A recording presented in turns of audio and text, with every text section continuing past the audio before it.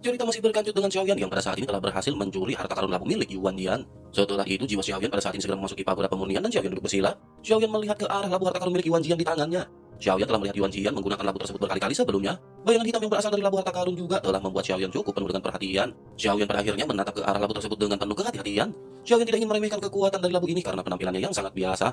Xiaoyan pada akhirnya segera mengirimkan sinar kekuatan jiwa dengan ekspresi yang agak serius.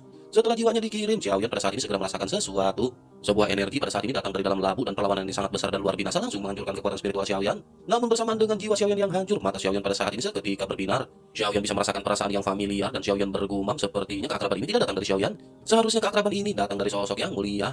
Begitu Xiaoyan selesai berbicara, Xiaoyan pada saat ini melihat bayangan hitam di belakangnya. Bayangan ini tiba-tiba berdiri dan mengulurkan tangannya sebelum akhirnya sosok tersebut memegang labu. Labu pun seketika bergetar hebat dan dalam sekejap tanda yang ditinggalkan oleh Yuan Jian pada labu harta karun langsung hancur. Batasan kontrol yang dicoba Yuan Jian selama bertahun-tahun pada saat ini benar-benar telah dipatahkan. Setelah penyegelan ini hancur, labu harta karun pun segera memancarkan cahaya hijau yang melayang di depan mata Xiaoyan. Bersamaan dengan hal tersebut, sebuah mata pada saat ini tiba-tiba muncul di permukaan labu. Mata itu menatap ke arah Xiaoyan dengan tajam membuat Xiaoyan pada saat ini semakin gemetar. Namun setelah itu, ketika mata tersebut menatap ke arah bayangan di belakang Xiaoyan, mata tersebut seketika memancarkan sedikit kelembutan.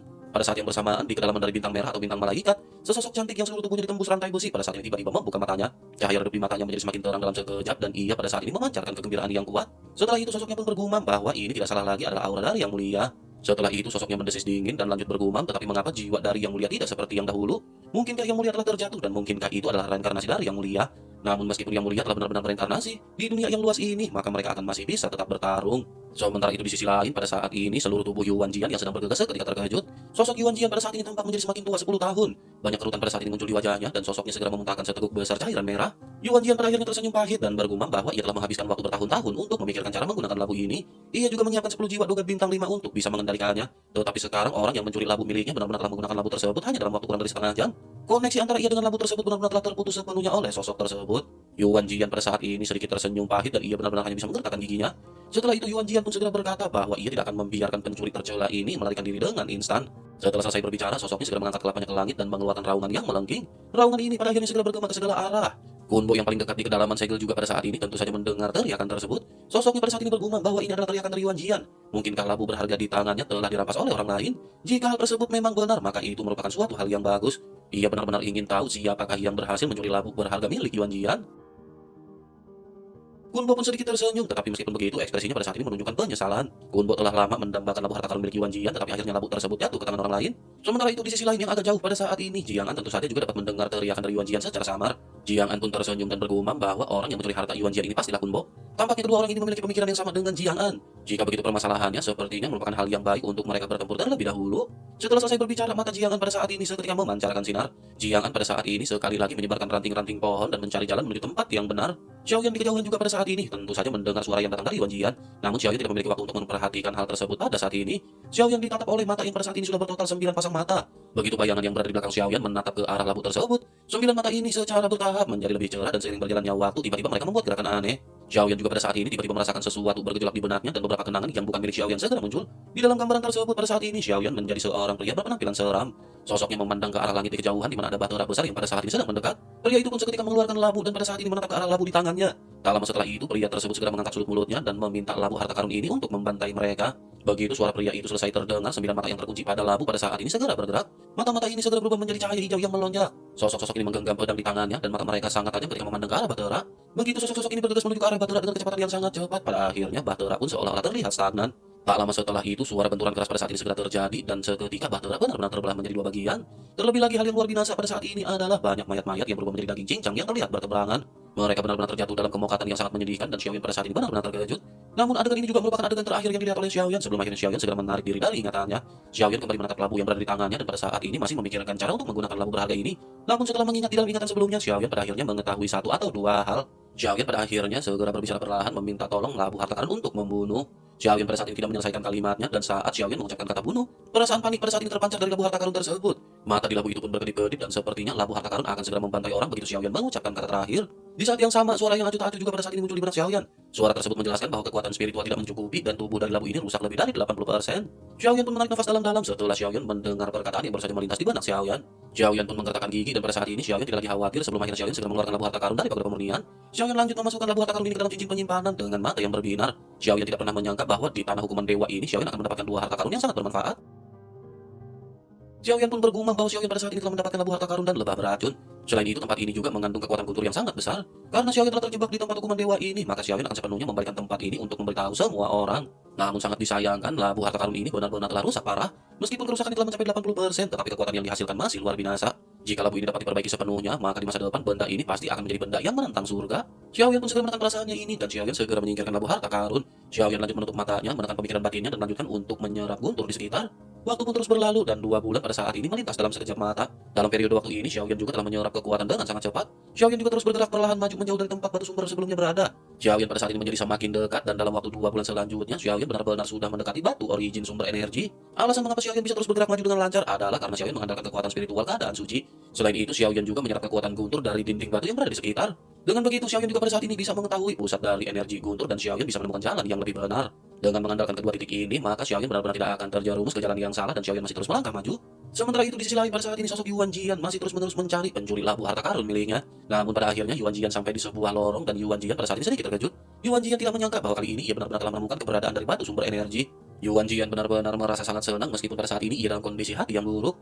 Meskipun Yuan Jian telah kehilangan labu harta karun miliknya, tetapi pada akhirnya ia telah berhasil menemukan batu sumber energi. Sementara itu di sisi lain pada saat yang sama Gunbo juga memiliki wajah yang dipenuhi dengan semangat. Gunbo pada saat ini telah berhasil keluar dari sebuah lorong. Tepat di hadapannya pada saat ini ada pemandangan yang luas dan ruang besar yang sangat kosong. Di tengah-tengah ruang kosong ini, Gunbo melihat sepotong magma ungu kehitaman dan juga melihat sesosok wanita cantik. Wanita ini tertusuk oleh rantai bajak yang tak terhitung jumlahnya dan masih menutupkan mata. Namun yang membuat Gunbo gembira adalah sumber energi yang sangat kaya yang berada di sini. Gunbo pada saat ini juga tidak memutuskan untuk bergerak maju dan Gunbo pada saat ini segera duduk bersila. Tujuan sebenarnya dari Gunbo ini bukanlah untuk menyelamatkan si gadis. Gunbo sangat tertarik dengan sumber energi, mengingat sumber energi sangat langka di tempat hukuman dewa. Gunbo pada saat ini benar-benar berharap dengan menyerap sumber energi maka Gunbo akan bisa meningkatkan kekuatannya ke tahap menengah dogat bintang 5. Sementara itu kembali ke Yuan Jian yang pada saat ini juga dipenuhi dengan semangat. Yuan Jian benar-benar sangat cukup emosional. Yuan Jian pun menekan perasaannya sebelum akhirnya sosoknya pada saat ini segera mengeluarkan gulungan kuno miliknya. Setelah mempelajari gulungan kuno ini dengan cermat, segel di tangan Yuan Jian seketika berubah. Yuan Jian pun menggerakkan segel di tangannya dan menyentuh bagian tengah alisnya sebelum akhirnya menuju ke arah batu.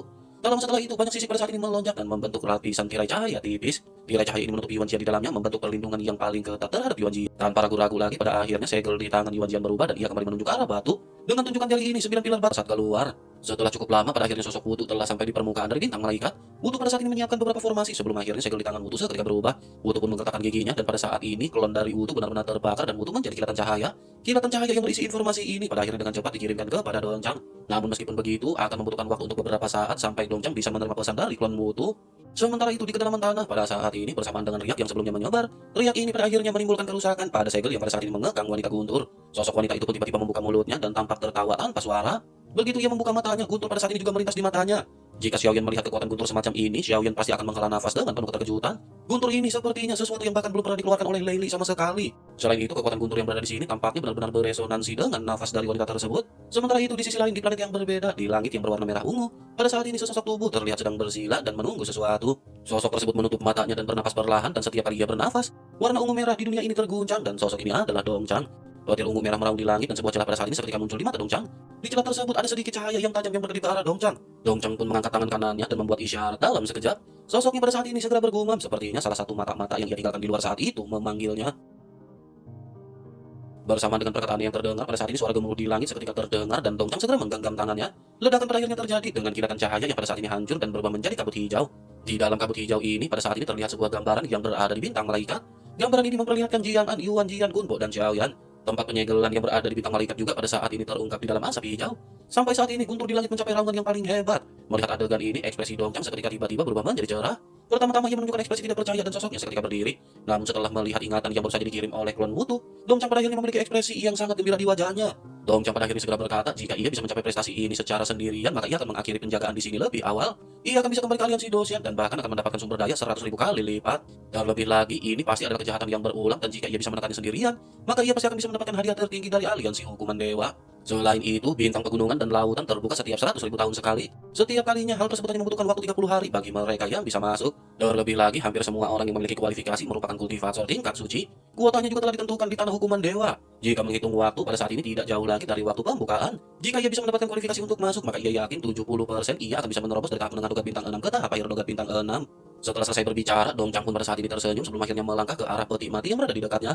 Sosok Dongchang pada saat ini segera menyentuh peti mati dan peti mati tersebut seketika bersinar. Dongchang pada akhirnya segera masuk menembus ke dalam peti mati sebelum akhirnya peti mati tersebut seketika melesat. Peti mati ini benar-benar memiliki kecepatan yang sangat cepat ketika berubah menjadi kilatan cahaya yang menjauh.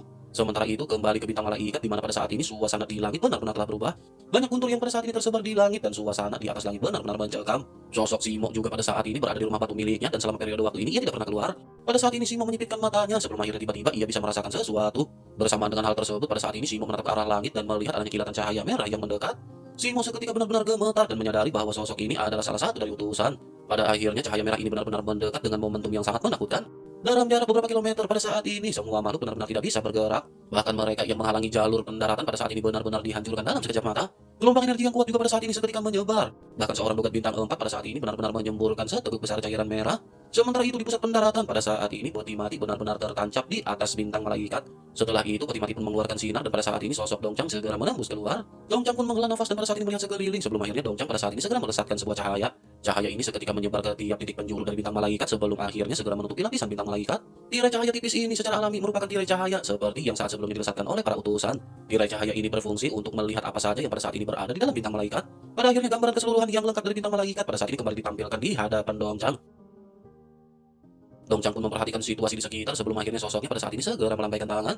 Gambaran seketika menghilang dan bersama dengan hal tersebut, Dongchang pada saat ini menepuk peti mati. Peti mati pun kembali bersinar sebelum akhirnya segera berubah menjadi tombak merah berdarah dan Dongchang pada saat ini segera bergegas. Origin Ki yang kuat dari dogat bintang 6 juga pada saat ini segera melonjak dari tubuh Dongchang. Dongchang pada saat ini menggunakan tekanan tersebut untuk memberitahu semua orang di sini bahwa Dongchang telah datang. Dongchang pada saat ini tanpa banyak basa-basi segera menembus ke kedalaman bumi. Dalam waktu sekejap, Dongchang pada saat ini telah sampai di celah ngarai besar tempat Xiaoyan dan yang lainnya tinggal untuk sementara waktu. Dongchang terus-menerus mengikuti jalur yang pada saat sebelumnya dilewati oleh kelompok Xiaoyan. Pada saat yang bersamaan, semua orang di area terlarang pada saat ini terkejut hingga ke tingkat yang berbeda-beda. Semua orang yang pada saat ini terjatuh pingsan benar-benar mengalami tekanan dari Dongchang. Xiaoyan yang sedang duduk bersila dan pingsan pada saat ini benar-benar bergetar hebat. Mata Xiaoyan pada akhirnya perlahan terbuka, memperlihatkan sedikit perjuangan. Cahaya di dalam mata Xiaoyan tiba-tiba menyala dan Xiaoyan menyadari sepertinya Xiaoyan tiba-tiba terbangun. Sebuah kejutan yang jarang terjadi pada saat ini bisa dirasakan oleh Xiaoyan. Xiaoyan bergumam bahwa ini benar-benar kekuatan yang sangat kuat. Selain itu kekuatan tekanan yang sebelumnya membuat Xiaoyan pingsan juga benar-benar tidak bisa ditepis oleh Xiaoyan. Ini lebih kuat daripada ilusi dan hampir seperti kenyataan yang dialami oleh Xiaoyan. Xiaoyan pun menarik nafas dalam-dalam sebelum akhirnya Xiaoyan pada saat ini kembali fokus pada tekanan yang kedua yang dirasakan oleh Xiaoyan. Xiaoyan pun segera berdiri dan Xiaoyan pada saat ini segera melesat dan setelah beberapa saat Xiaoyan muncul di sebuah lorong dan Xiaoyan pada saat ini melihat tubuh dari Yuan Jian yang gemetar. Ada 9 pilar batu di hadapan dari Yuan Jian yang mengambang dan batu ini memancarkan cahaya yang sangat terang. Xiaoyan pun menatap ke arah batu tersebut dan pada saat ini terdengar suara gemuruh lagi di benak Xiaoyan. Xiaoyan hampir terjatuh ke dalam keadaan pingsan dan Xiaoyan pada saat ini segera menekan perasaan tersebut. Xiaoyan menarik nafas dan berhenti memandangi batu tersebut. Xiaoyan dapat menyadari dengan jelas bahwa yang mengakibatkan Xiaoyan terjatuh pingsan sepertinya adalah batu ini. Selain itu ada juga sumber energi yang sangat kuat yang pada saat ini terpancar di batu tersebut. Untuk mengaktifkan batu ini setidaknya dibutuhkan energi yang cukup besar. Xiaoyan pun memandang ke arah Yuan Jian yang pada saat ini masih tidak bergerak. Xiaoyan bisa melihat adanya gulungan kuno di hadapan dari Yuan Jian dan Xiaoyan pada saat ini mengerutkan kening. Xiaoyan berpikir bahwa tampaknya dengan adanya gulungan yang berada di hadapan Yuan Jian, sesuatu yang sebelumnya dialami oleh Xiaoyan benar-benar sengaja dilakukan oleh Yuan Jian. Terlebih lagi Yuan Jian juga sepertinya memiliki misi dan memang bertujuan untuk melakukan hal tersebut. Bersamaan dengan Xiaoyan yang memikirkan hal ini, Xiaoyan pada saat ini bisa merasakan adanya aura yang menakutkan yang mengejutkan pikiran Xiaoyan. Aura ini juga menutupi area sekitarnya dari jarak jauh dengan kecepatan yang sangat tinggi. Xiaoyan pun bergumam bahwa aura ini benar-benar sangat mendominasi. Xiaoyan juga tidak terlalu terbiasa dengan aura ini, tetapi setelah merasakan aura yang mendominasi tersebut, hal itu mengingatkan Xiaoyan pada tekanan dan perasaan yang menyangkut jiwa Xiaoyan yang dipancarkan dari para utusan ketika berpatroli pada saat itu. Pada akhirnya memikirkan hal ini, mata Xiaoyan pun seketika berkontraksi dan Xiaoyan menatap ke arah dinding batu di sekitar. Xiaoyan bisa melihat bahwa seberkas cahaya pada saat ini menembus segala sesuatu di sini. Adegan ini sudah tidak asing lagi bagi Xiaoyan dan ini merupakan adegan yang pernah terjadi sebelumnya ketika para utusan datang. Xiaoyan pada akhirnya segera kembali teringat percakapan antara Jiang An dan Wutu. Tanpa ragu-ragu, Xiaoyan pada saat ini segera memutuskan untuk bergegas pergi dalam sekejap. Xiaoyan berusaha untuk tidak terkena cahaya yang pada saat ini melesat meliputi segala arah. Xiaoyan pada saat ini terus bergerak menuju jalan yang berada di depan dan melalui kekuatan guntur di dinding batu. Xiaoyan terus-menerus menjelajahi dan melewati beberapa celah ke tempat yang aman. Di tengah perjalanannya, Xiaoyan pada saat ini memikirkan kemungkinan apa yang pada saat ini sedang terjadi. Xiaoyan bertanya-tanya apa yang pada saat ini sedang terjadi dan bagaimana bisa seorang utusan datang ke sini. Mungkinkah pingsan yang dialami oleh Xiaoyan ini berlangsung selama beberapa tahun? Apakah utusan dari bintang malaikat pada saat ini mulai berpatroli lagi? Namun jika semua kemungkinan ini tidak benar, sepertinya hanya ada satu kemungkinan lain yang pada saat ini bisa dibenarkan. Sepertinya Jiang An juga telah meluncurkan rencananya dan semua itu diakibatkan oleh Jiang An. Xiaoyan pada akhirnya terus-menerus melesat sambil menekan pemikiran ini di dalam hatinya. Namun tak lama terdengar jeritan yang tajam di tempat batu energi yang sebelumnya dikunjungi oleh Xiaoyan. Di tengah gemuruh, Xiaoyan pada saat ini juga bisa mendengar raungan Yuan Jian yang sangat menyedihkan. Setelah itu, Yuan Jian pun segera berteriak bahwa ia tidak bersalah. Suara Yuan Jian ini juga seketika menyebar kemana-mana dan pikiran Xiaoyan pada saat ini juga terguncang. Mata Xiaoyan kembali menyipit dan Xiaoyan pada saat ini memutuskan untuk berlari terus dengan lebih cepat. Xiaoyan pada saat ini juga bisa merasakan bahwa Yuan Jian sedang melarikan diri dari lorong di belakang Xiaoyan. Ada aura yang pada saat ini sangat menakutkan di belakangnya yang mengejar Yuan Jian. Xiaoyan menarik nafas dalam-dalam dan Xiaoyan mengedarkan origin Ki di tubuhnya. Xiaoyan tidak bisa merasakan kekuatan dari sosok tersebut, tetapi Xiaoyan meyakini bahwa sosok tersebut benar-benar menakutkan.